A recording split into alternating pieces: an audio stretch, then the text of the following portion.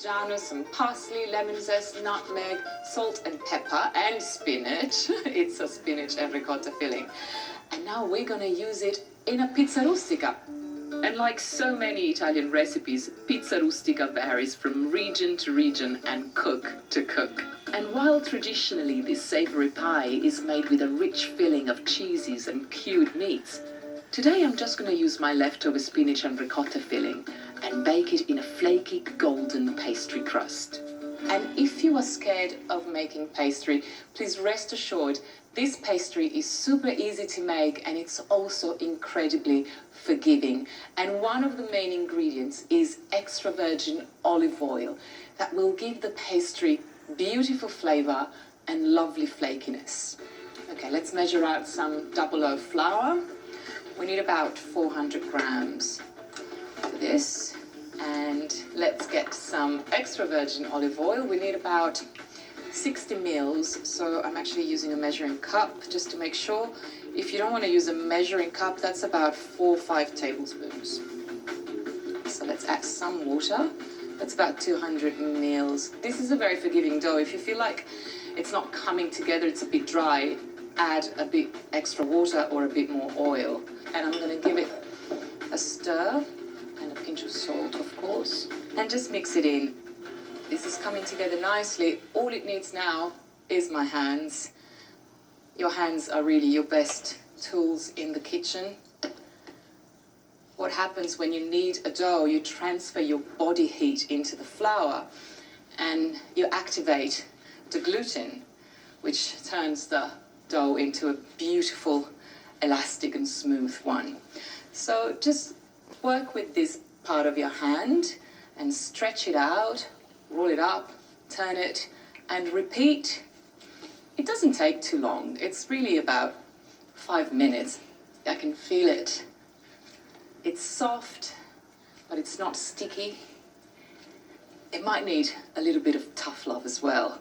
And by that, I mean, just grab it and slap it. It's actually really good for the dough. And look, the dough is basically smooth now. And now it needs to rest, only for about 20 minutes, and then we can roll it out. Couldn't be easier. This is what the dough looks like once it's rested a little bit.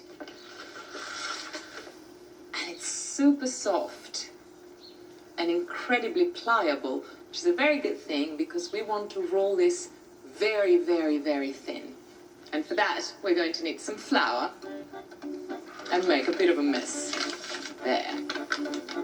Now you can stretch it out with your hands to begin with. Perfect. And now we're going to go in with a rolling pin.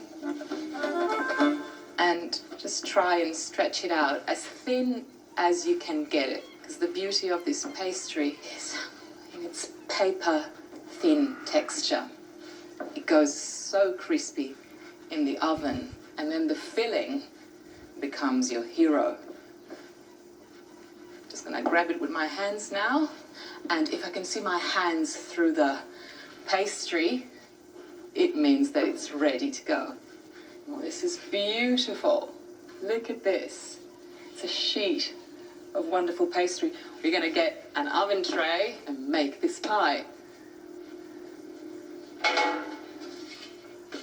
I'm just going to oil it and oil it really well. Perfect. And now we're going to lift the pastry and drape it onto the tray. Just like that. Like a beautiful, beautiful blanket. Tuck it in. Okay. The filling.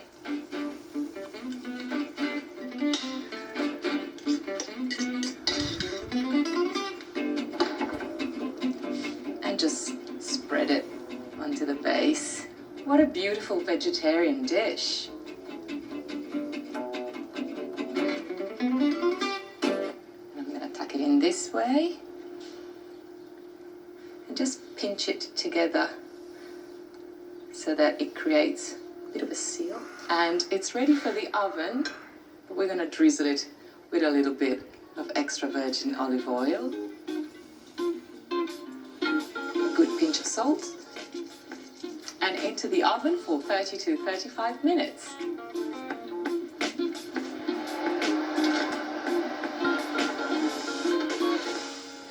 Look how beautiful it looks. It's so bubbly and completely rustic in look, which is something that we Italians love quite a bit.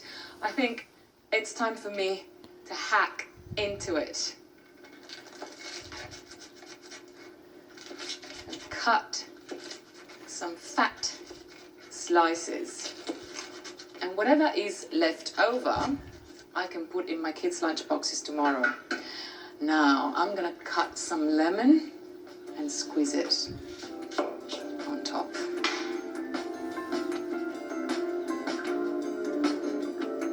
Right, and finally, I get to taste it and I get to have first bite. And